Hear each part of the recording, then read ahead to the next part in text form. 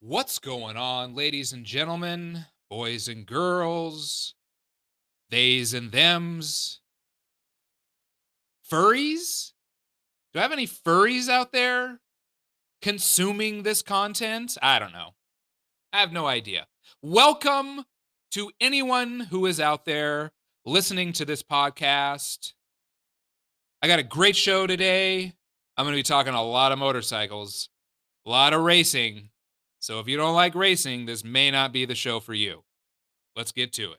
Now, if any of you sons of bitches got anything else to say, now's the fucking time!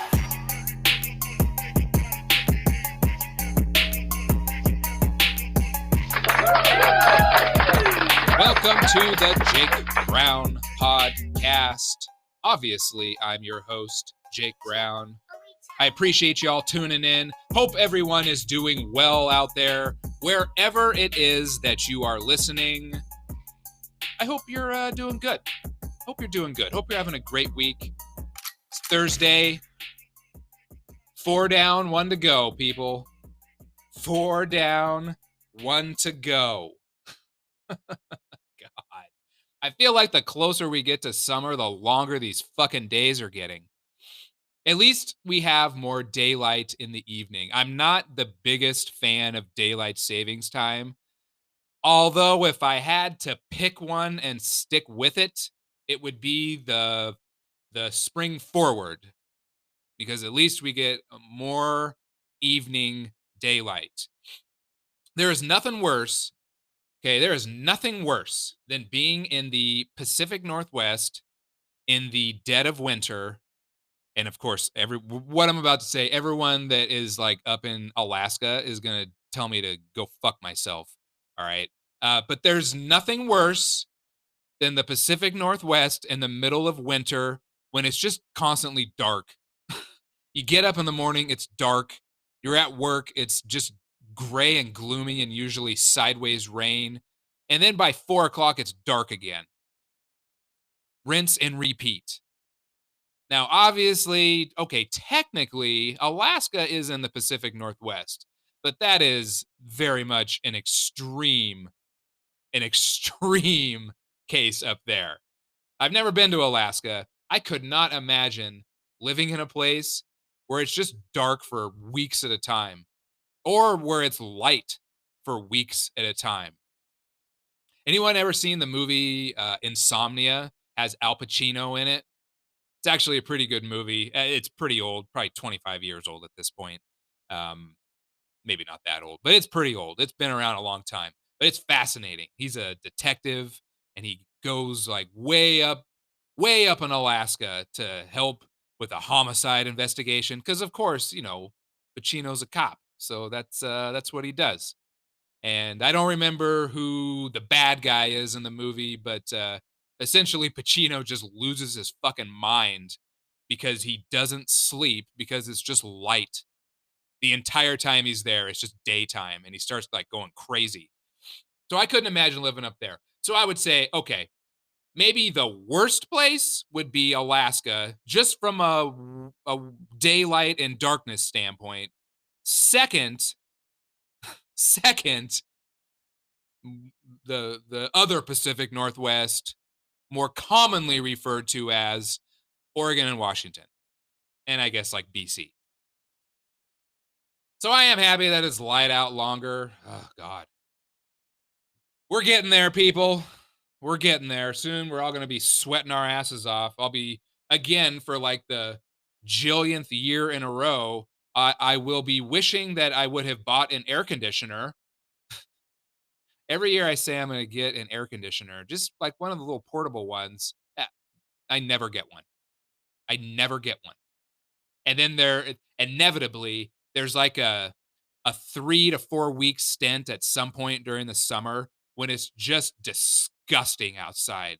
Triple digits, which, let's be honest, we're not exactly used to that up here, especially, Western Washington, close to the ocean. Like, it doesn't typically get like that hot here, but usually once a year it gets pretty miserable for a stretch. And every year I'm like, I'm getting an air conditioner. And then every year I don't get an air conditioner. I just go to a friend's house. I usually get pretty lucky. I have people who take me in and the dog so we can get a little bit of relief from the heat. Uh let's give a little Frostbite GP recap. I had a race this past weekend out in Odessa, and for some reason, and I don't remember what the reason was, I didn't do this. I didn't do the race last year. I took like a little break between the first two rounds and then the Desert 100.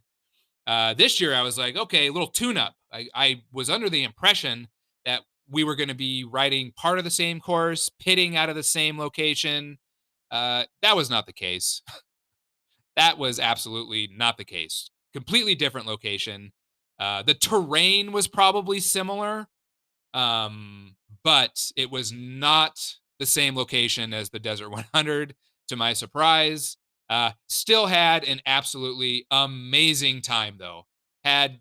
Well, there was one part that really fucking sucked balls, and I'll talk about that in a couple minutes. But overall, 99.9% of that race was an absolute blast. And really, it just made me want to get back out there and race again. And that's kind of when, really like with any sport that you're fairly new to. And it's not that I'm new to motorcycles, I am new to off road racing. I'm new to dirt bikes in general. In August, it will be 2 years since I've had my dirt bike. So while I'm very experienced on motorcycles, I'm a complete fucking newbie. I'm a newbie novice squid on a dirt bike, which sometimes you got to pay the price for that, and it's a painful price to pay. But par for the course with any new sport that you're learning. Had a great time. The weather really couldn't have been better. It was nice and cool. Um, I had ridden in a lot of sand. I've been like to the dunes down in Coos Bay quite a few times.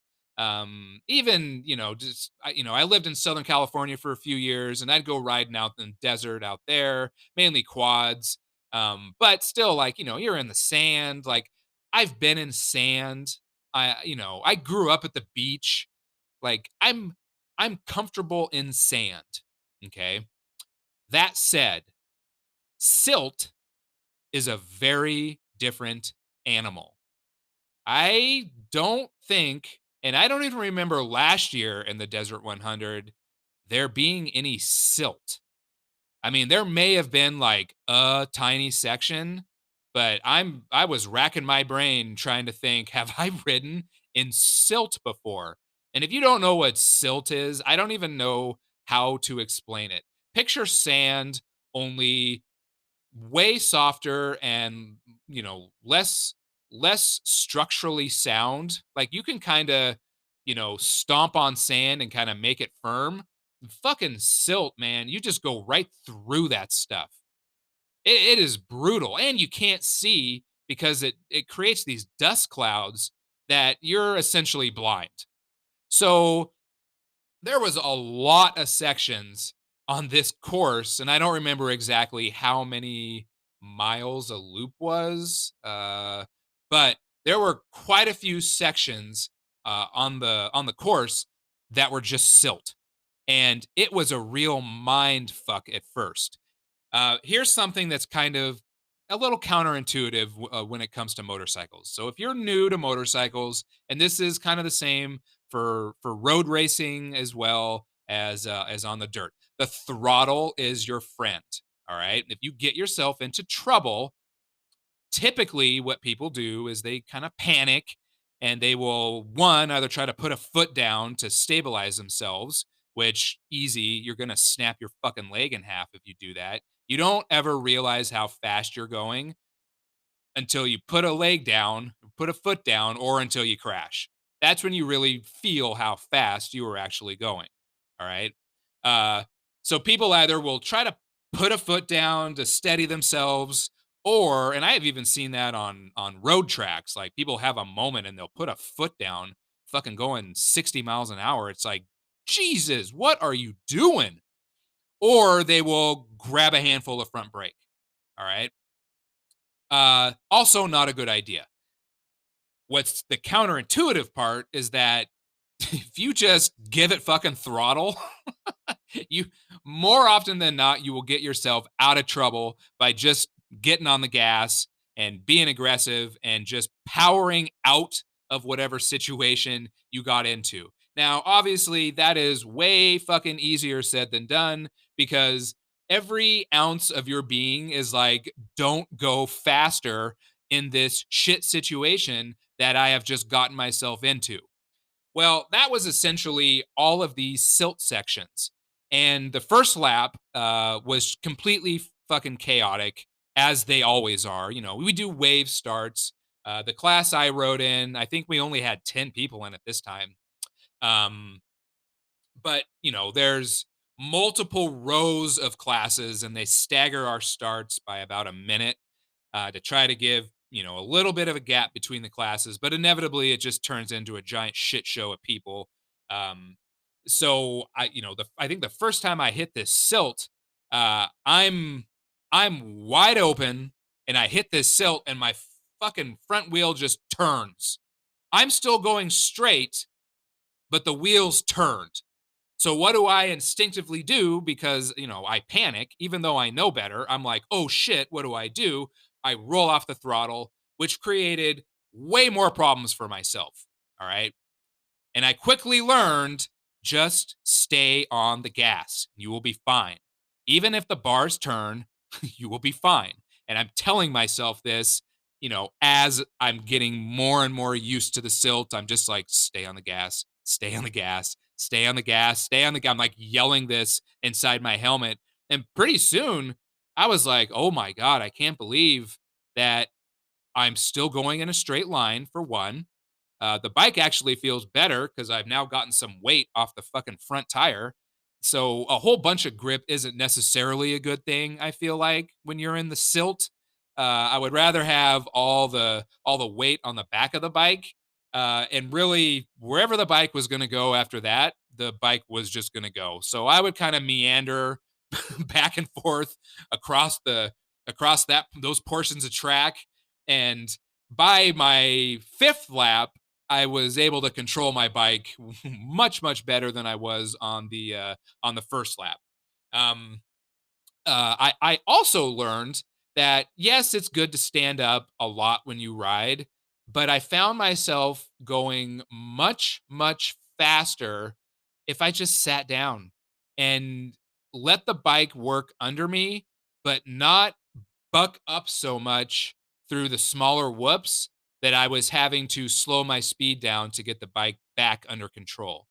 So I could almost like the bike was kicking up, you know, hitting me in the ass, but then it was settling much faster and I could just stay fucking wide open as fast as I could go. Or I should say as fast as I was really comfortable going.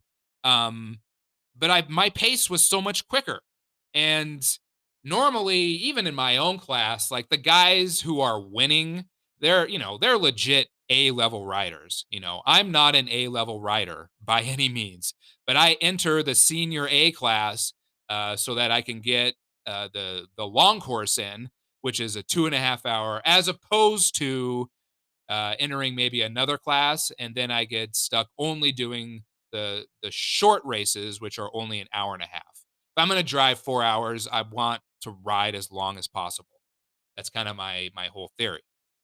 And I will deal with my inability to keep up with those super fast guys by just working harder. And eventually, I know I'll get there. Eventually, it's going to take me a few more years. You know, it takes years to be good at any kind of motorsport. You know, no one just shows up and kicks ass right away. Nobody. It's impossible. As is the case really with any sport. Like there are talented and there are gifted athletes in whatever their respective sports are that maybe they're ahead of the curve a little bit. But when they first start out, you can see glimpses, of that talent, but by and large, they're still going to be terrible at it for a certain amount of time, until they learn the basics, they get those fundamentals down and then they start building that confidence on top of the basics. And that's kind of where I'm at right now. I have my glimpses of being really fast, I feel like, but by and large, I am a C plus B minus rider, out there with the A's, letting them kind of drag me along. And then, every once in a while you get bit, which is what happened on my last lap. So I had this weird fucking crash. It was a weird crash, and it was a really fun turn, because you're kind of going downhill a little bit, but it's like a long left-handed sweeper, and it was in some silt, but it would then change into this dirt kind of at the, like, I guess it would be almost like the apex. You're not really apexing these turns on these off-road courses because you just have to kind of ride wherever you can get grip. So that doesn't necessarily mean the grip is going to be at the apex. Like, you go where the grip is. So lap after lap, I would go through there and I would, essentially just click into fourth gear and fucking pin it. And then the front would just slide. But as long as I kind of kept the bike pointed where I needed to go, eventually, I would get through the turn just fine. And I had gotten used to essentially sliding the front because there wasn't a lot of grip anyway. And then popping out that backside of the turn, and then I'm gone. Well, I got into this little battle with a couple guys, and I finally got past one of the guys, and I was chasing this other one who had passed, both of us. And I was like, I'm gonna reel this guy back in, and I'm not even, I think I just got a little ambitious, and I go through that turn, okay, and I'm on I'm full throttle. Fucking, I am pinned in fourth gear, and I got the bike pushed down, and as I'm coming out of that turn, and my front's plowing a little bit, but nothing crazy because I had just been doing that lap after lap after lap. Well, the fucking front caught traction, and it caught a lot of traction, and if you don't know what a high side is, okay, go to YouTube right now and just Google motorcycle high side, okay? Or Moto GP high side, World Superbike high side, and you are going to see some motherfuckers getting launched off their bikes into the air and unfortunately landing on the asphalt, on the tarmac, on the race surface. They are the probably the most brutal crashes that you can have, in motorcycle racing, especially on a road course, because you're not landing on anything soft, and they're never good. Okay, they're never good crashes. So my front tire fucking catches grip like out of nowhere. And I was completely unprepared for this. I'm so fixated on the guy in front of me, and he's maybe, I don't know, 20 meters out in front of me. I'm so fixated on him. Like, I'm not looking immediately in front of me. And I'm just assuming that what has always happened in that section was going to continue happening. And I just was not prepared. And that front tire caught grip, and my fucking bike pitched me off because essentially the bike just stopped.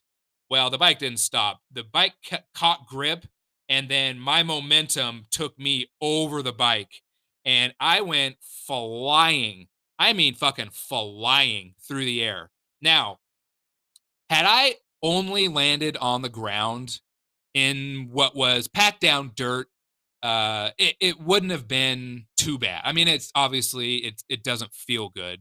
It never feels good. And crashing in dirt sometimes can suck a little bit more because you don't slide. You hit the dirt and you just fucking stop.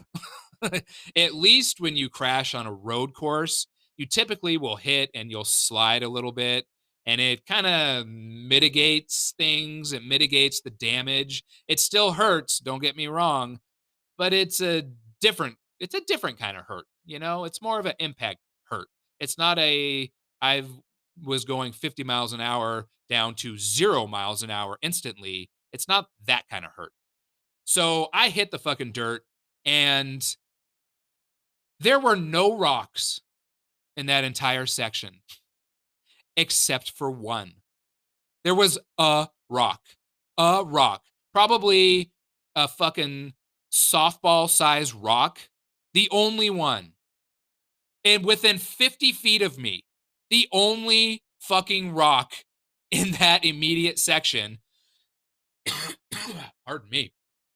And somehow I managed to land directly on it with my thigh. Like the one place I don't have like any armor or padding or anything like that, right on the outer part of my quad, it looked like I had a dead twin growing out of my leg. I mean, really, I was probably lucky I didn't snap my fucking femur in half the way I landed. And it was incredibly painful. Honestly, in the moment, it kind of reinforced my decision to not do kickboxing because I hate getting kicked in the legs so much. Like I've been kicked in the legs before. It is 100% not fun. So impacting that rock was probably, I mean, it was probably worse than a leg kick, but it was not that much worse.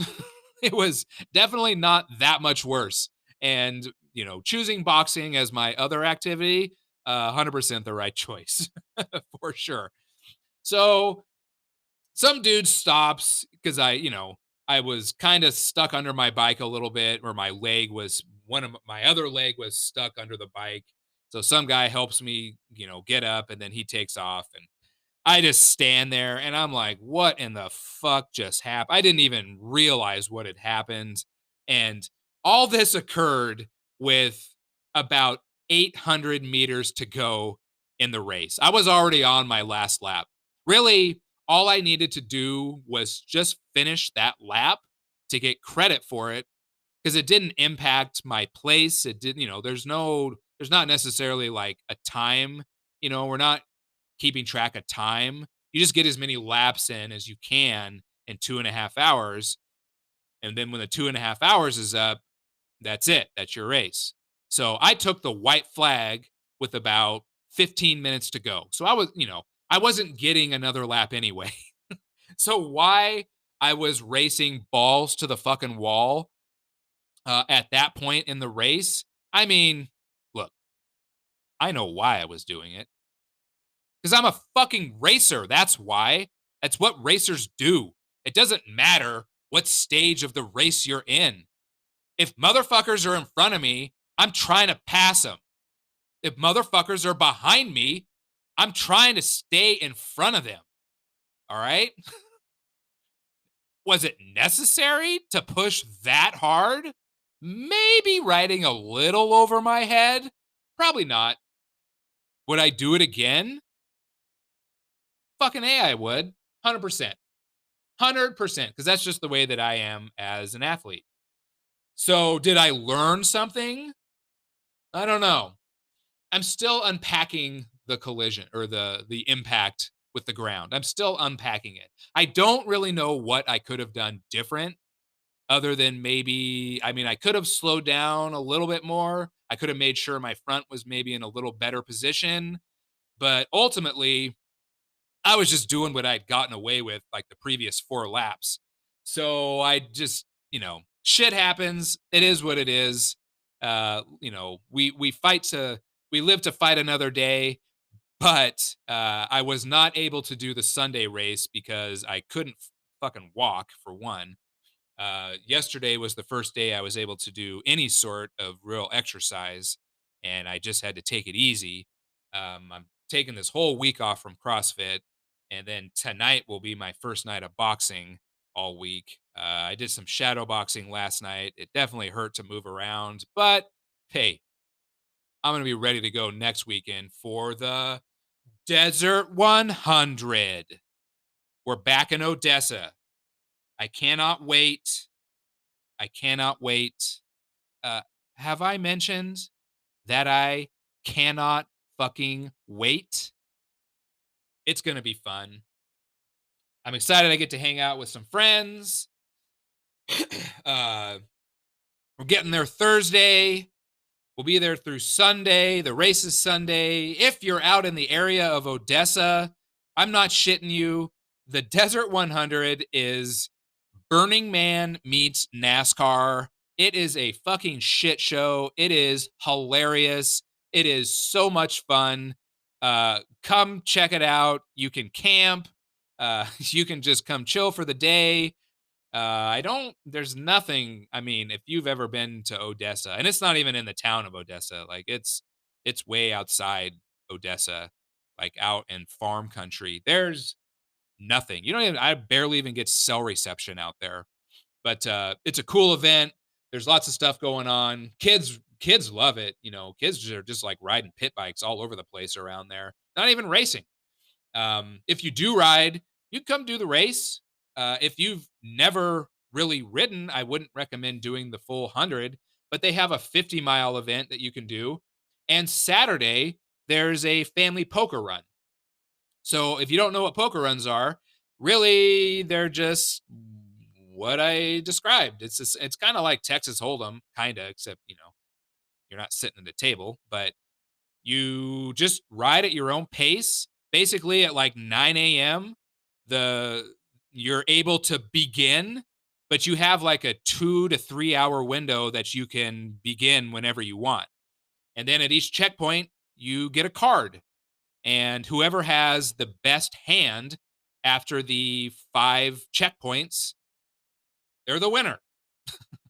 And typically there's a bunch of winners, and they do raffles and stuff like that. And I know out on this course, they have a place where you get free hot dogs and, like, I don't know, coffee or something to drink, not alcohol, but non-alcoholic beverages. But it's a good time. It's super chill. It's super laid back. It's made for families. There's lots of kids are out there. Um, no one's no one's riding like assholes, during the poker run. Typically, I've been in a couple poker runs where people are treating it more like a fucking Formula One race than they are just a nice chill, hey, let's go ride with our family kind of thing. But overall, it's a nice chill ride. So if you're new to dirt bikes, that's also an awesome option where you can come and participate. I believe it's $30. And again, I'm not affiliated with any of these clubs or any, I believe Stump Jumpers is putting this on. I'm not affiliated with them in any way, shape, or form, but the event itself is super rad. And if you've never experienced it, it is one of those things you should definitely come experience. Come check it out. You'll have a lot of fun. So I'm excited for I'm doing both. I'm doing the poker run Saturday, and then I'm racing the fucking D Hundo on Sunday. And whew, my goal is to, I think last year I was just like 6 hours and 5 minutes is what it took me to finish. My goal is to get in the low 5 hours this time. That's my goal. No big crashes. Some of the crashes, sometimes just shit happens. So I don't want to say that over the course of 100 miles I can get away with not having any crashes or tip overs. I want to not have any big crashes like I did last year where I thought I broke my fucking leg. How is it that I've done 2 races in Odessa and I've come away with 2 leg injuries on the same fucking leg? Yeah. How shitty is that? So, that's a big goal. Let's get out of this as unscathed as possible. Nothing broken, nothing ripped or torn. I don't mind some bruises here and there. I don't mind some tip offs, but no crazy wrecks where I'm having to stand there with my bike for 10 or 15 minutes and gather my fucking senses because I don't know what's going on. We don't want anything like that. So either way, it's going to be a great weekend. I hope to see some. I do have some road racing friends that are going to be there, so it'll be good to see them. It's been a few years, and I'm just excited to get out there, just kick back with all these crazy motherfuckers on dirt bikes, and it's going to be fun. It's definitely going to be fun. All right, I have to talk about MotoGP. I have to. I have to talk about it. Okay. This past weekend, they were in Portugal, and by and large, the MotoGP race was a fucking snoozer. All right, it is pretty boring. But what made it exciting yet again, just like in Qatar? Dun dun dun dun dun dun dun dun dun dun dun dun. That's right, bitches. The shark, my boy, the phenom, Pedro Acosta. That dude makes all these races worth watching. I wish, and MotoGP, Dorna, whoever the fucking director is for your broadcast, if you could just do a split screen where you show the race on one side and then just show Acosta on the other. I don't care about anybody else. I don't care, because no one right now is as entertaining to watch as Pedro Acosta. Nobody. Hands down, nobody. And I don't remember where he qualified. He qualified somewhere in the top 10. I think he qualified 8th. I want to say he qualified, I don't know, 8th or 9th. He finished on the fucking podium. He finished 3rd. Okay? And this is okay, and I know a lot of people like to put an asterisk by, by situations like this. So let me say this. In order to finish first you must finish. So I fully understand that Maverick he was having gearbox issues and he crashed on the final lap. He crashed out of second place, or out of third place, wherever he was. I think, yeah, he crashed out of third place. And, or no, he crashed out of second place. Okay. I understand that if he doesn't crash, Acosta finishes 4th. Well, that's just part of fucking racing. If you don't finish, if you don't do the job for the entire race, you don't get to reap the benefits. Okay? And I don't care that he had a mechanical. He was having mechanical with like 5 laps to go. All right? And he was still holding it down. So, hey, it is what it is. Pedro ran a flawless race.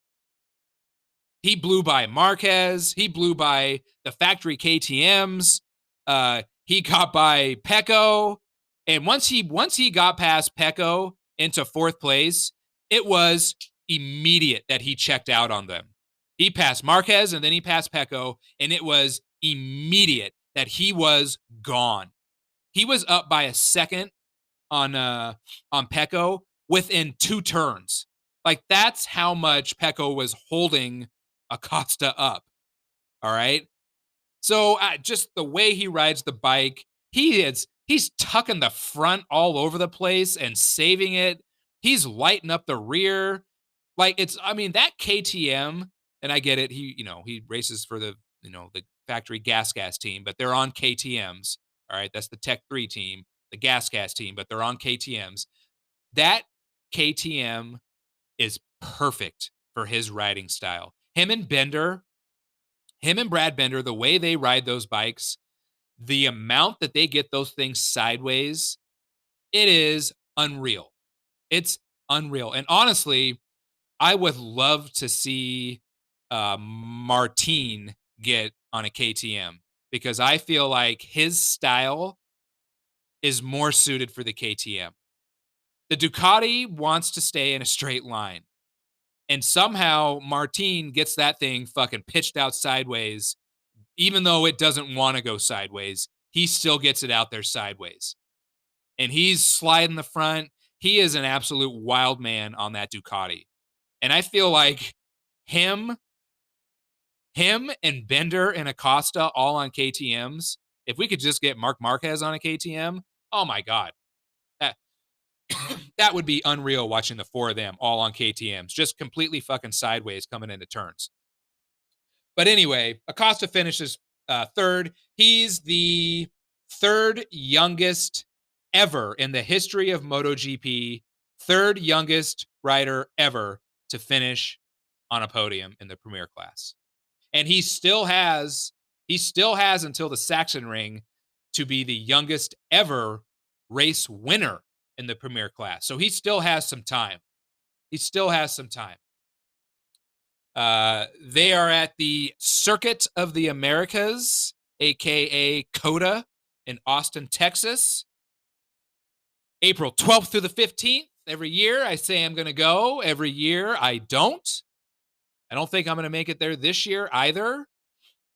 One of these years I'm going to go. I really do want to go to Austin. I've never been to Austin. And I love Texas. I've been to Dallas. I loved it there.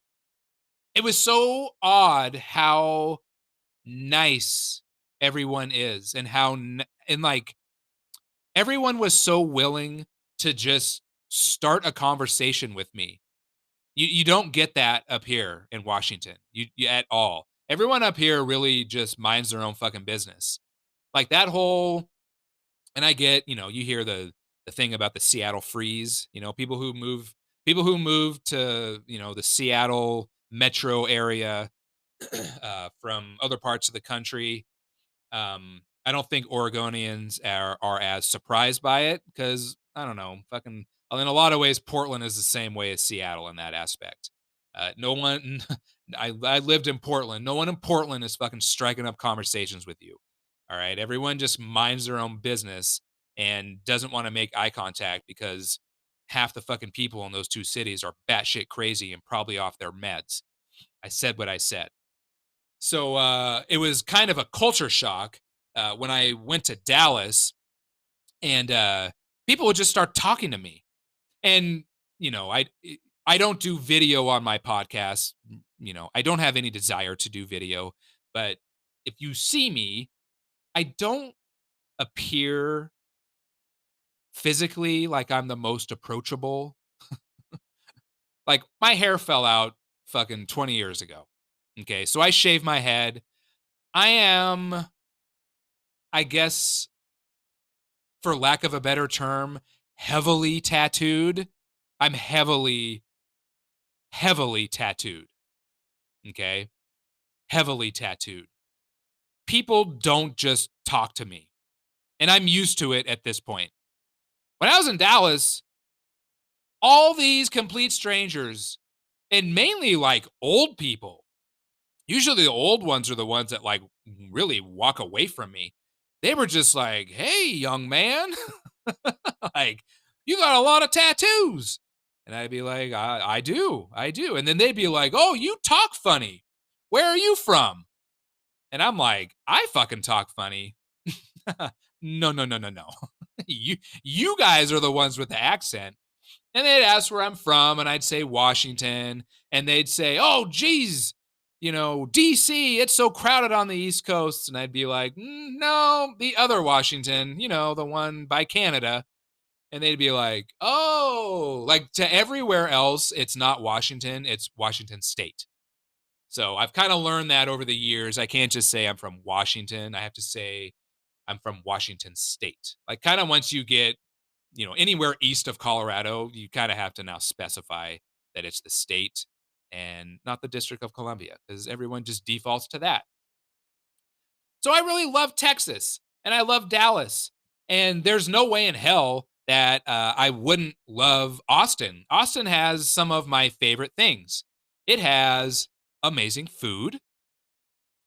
Like, there's like, what, two things that everyone knows about Austin that are just no secrets? Like, one being the incredible fucking food, the barbecue that they have there, the Mexican food that they have there. Like, it's unreal, is what I keep hearing. I've heard zero complaints about the culinary powers coming out of Austin. Okay.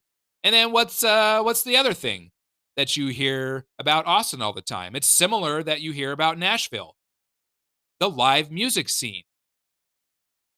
I'm not a bar person. I don't enjoy going out to bars. Not like really nothing good happens in bars, mainly because I don't drink and I don't enjoy being around drunk people. There's too many misunderstandings when you're sober or high on weed and then you're trying to interact with people who are drunk. So I just choose not to. And I don't know. It's like life is just easier that way when you don't deal with drunk people. But I do enjoy live music, and I've been to Nashville, and I had a great time going out to, some of those, like, I don't know, off off of Broadway, those little small hole in the wall type bars that are just playing kick ass country music. Uh, Austin has tons of those too, and now like the comedy scene is completely blowing up there, completely blowing up. You have the Kill Tony. If you don't know what Kill Tony is, you can Google that. Like, I would love to go check that out. Joe Rogan, a couple years ago, he opened up the Mothership. Like, the comedy scene now in Austin is just blowing the fuck up. So I don't know how I have not been to Austin yet. I have zero excuses for not going to Austin. And that's on top of MotoGP going there, Formula One going there. And I'm no Formula One fan. Like, honestly, it's the most boring form of racing ever. Like, hey, on your mark, get set, go, and no one's going to pass anyone for 50 fucking laps. No thanks. Oh, and you're going to charge how much for your fucking streaming service? Suck a dick, F1. Uh, yeah, I'm out on that. But I mean, the cars are still cool. And sure, they're not running V10s or V12s anymore, whatever the hell they were running. So they don't sound like they used to. These fucking cars are still loud and they're still fast as fuck. Okay. There's the 220, 230 miles an hour is insanely fast still. All right. So for the sake of just seeing cool technology, like, I would totally go to F1 and check that out. So I have all these reasons to go to Austin, yet for some reason I just haven't been. So I don't know. Maybe I need to put that on my list. And there's a few places left in the in the old U.S. of A. in America that I want to check out that I haven't yet. And Austin is probably right at the top of the list. So, I guess in between jaunts to Europe, I need to get Austin on my itinerary. So if you're in the area, go check out MotoGP. It's gonna be super fucking rad. I'm really pulling for Mark Marquez. I feel like he's gonna win there. I think that'll be his first win on the Ducati. That's his track. He has won so many races there. What did he win? Like, didn't he win like the first 6 or 7 races that place was ever open? Like, from the time they opened and started hosting MotoGP, he won all the races for like the first 6 or 7 years, whatever it was, some ridiculous number. And then the injuries hit, and then Honda, forgot how to fucking develop a motorcycle or build a motorcycle. And he hasn't been winning, but I think this is going to be the year. I think he's going to win. Or, I mean, Jesus, are you kidding me? It might be Acosta. Honestly, it might be Acosta. I mean, he wasn't that far from second. Okay. He really wasn't that far from second. So there's no reason he can't be right there in the mix. All he's getting is more confident. And he's going to have, I mean, I think his style, he's going to have some crashes at some point this year. It's the nature of the sport. Those bikes, we're talking 300 horsepower bikes that are lighter than the road bikes that you could go buy off the showroom floor. All right. These bikes are prototypes. They are on steroids. I couldn't even imagine trying to ride, let alone race one of those things. Uh, so at some point, some, he's going to have some adversity at some point this year, but I don't know. Who knows? Maybe he won't. No one thought he'd be doing what he's doing right now. You know what really annoyed me? It's like, man, you read all these fucking dipshits on fucking Twitter. MotoGP Twitter is just, God, I just want to drop kick people in their fucking teeth most of the time.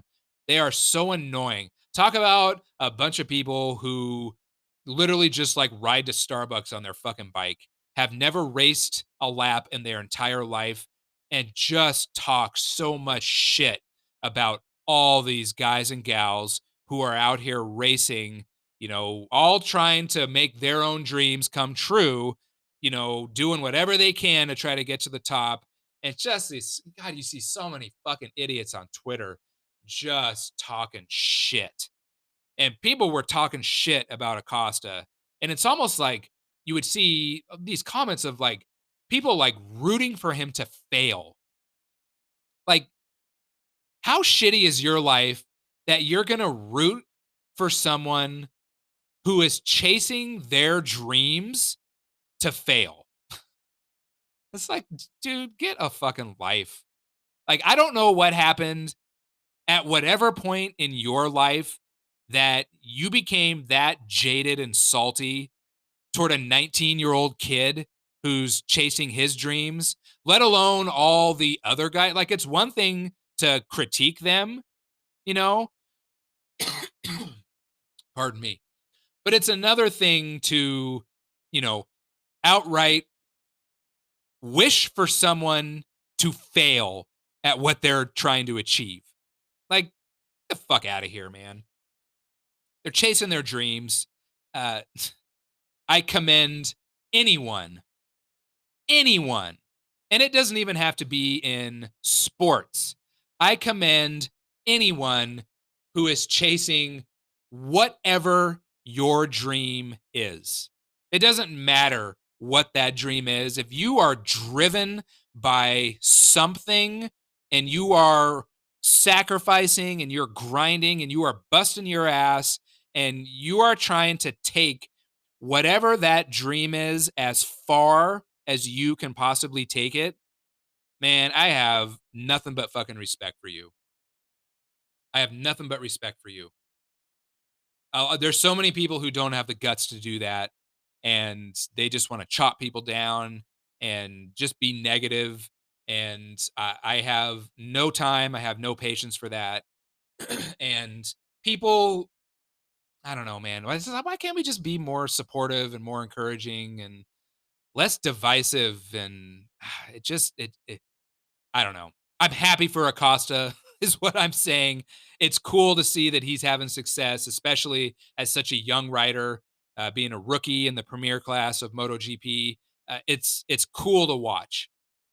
And yeah, I am fanboying out a little bit because it's cool. And it's just like, and really this brings me into my next topic, which I want to talk about. Because this all fucking ties together.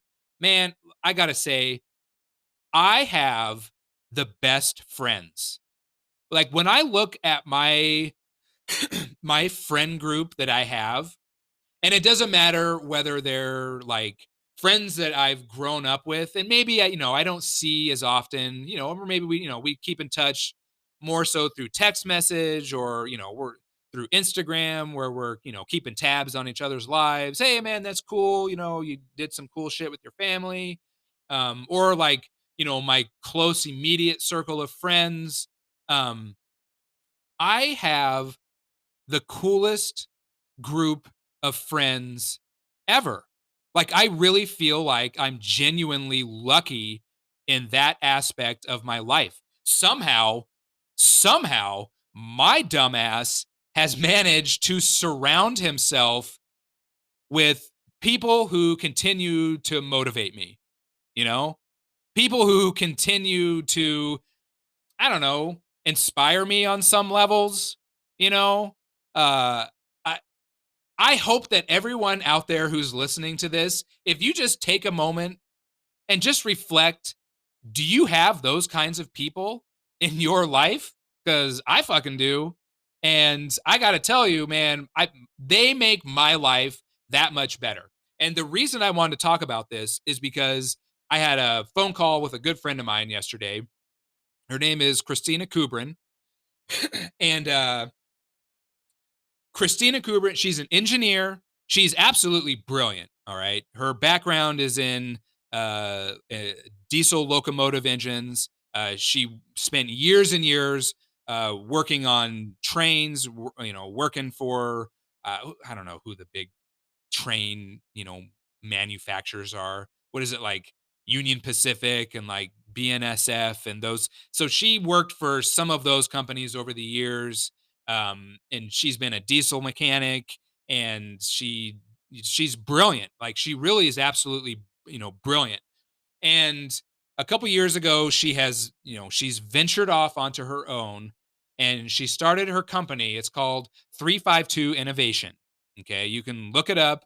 And she saw a need for the way that the automobile industry is shifting, away from the typical, petrol, the typical, fill her up with unleaded style gasoline cars, and everything. And she lives in California, so everything is transitioning to the electric, to the EVs, to the hybrids, but more so to the EVs.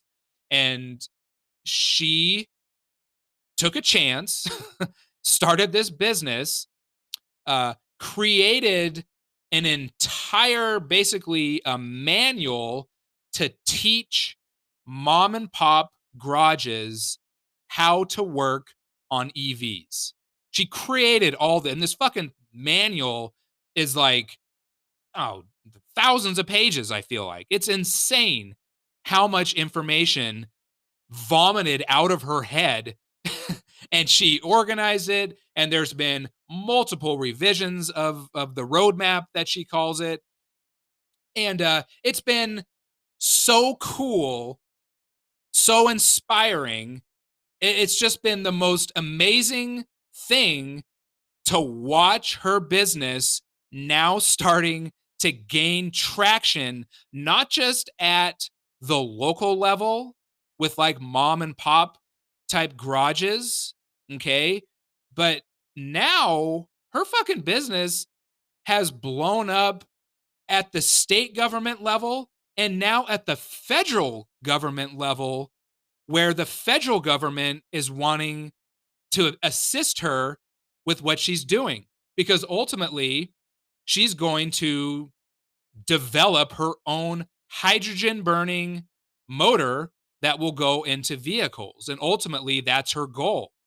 And she's going to basically develop and build her own hydrogen burning motor for automobiles. Like, how fucking amazing is that? Who are these people? Who the fuck are these people that I have managed to become friends with over the years? I have no idea how amazing people like that just come into my life. And I feel like I'm surrounded by all kinds of cool people like that. And she said something to me yesterday when we were talking, and I have heard other like ridiculously successful people say the exact same thing. All right? And it has always stuck with me, and it's something that I've always tried to practice in any job that I've ever had. I've always tried my best to practice this, okay? And here's what it is. And Christina mentioned the same thing yesterday when we were talking. And she said that no matter like what I do with my business, how I'm trying to steer my business, whatever direction I'm trying to take my business, she said, I'm just going to say yes to whatever opportunities come my way. Just say yes.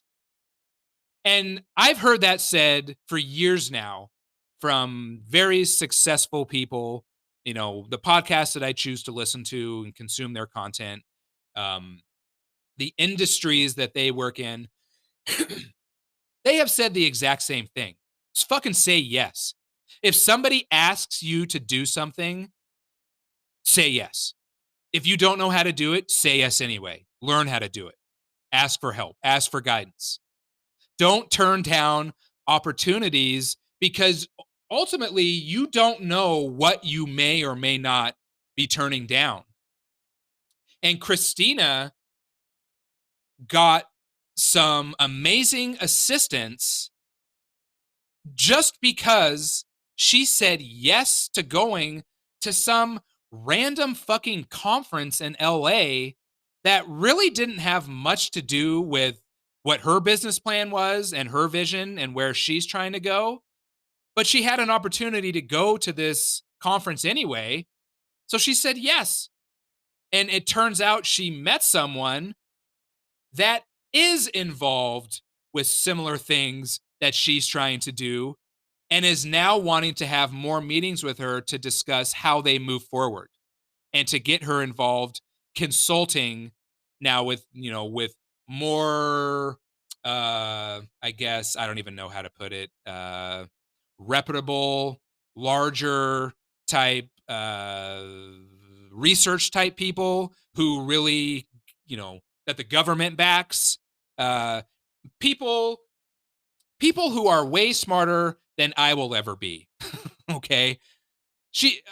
But all it took was her saying yes to an opportunity that she didn't really think applied to her. And she's like, fuck it. Fuck it. Yes. And that's something that I've always tried to do. There are always things that I don't want to do. But if someone asks me, more often than not, I'm just going to say yes, because I don't know what might come from that on the back end. Okay. So I just thought it was super cool. I'm super proud of Christina and what she's doing with 352 Innovation. You can go check out the website. She's, I mean, I will say, my involvement in the business so far has I invest in her business, and she's looking for investors for sure. There's lots of work to be done. But I 100% believe with what she's doing, she is going to be one of the people who changes the world, for lack of a better phrase. She is going to be one of these people. She's in on the ground level, and she has an amazing idea, and she's insanely fucking driven. She's going to change the world. I don't know when. I have no fucking clue when, but she's going to change the world. And part of her success is going to be because she said yes. So I guess if I leave you all with anything from today's episode, man, just fucking say yes to whatever opportunities may come your way, because you never know how it's going to play out on the back end. You never fucking know. All right, man, that's all I got for today. I hope everyone is having a great week again, and I hope you all have an amazing weekend. I'll be back next week with another show. I kind of wish the Desert 100 was this week so that I could give you the recap, but I'll find something to talk about for next week. I always do. All right. Talk with you all later.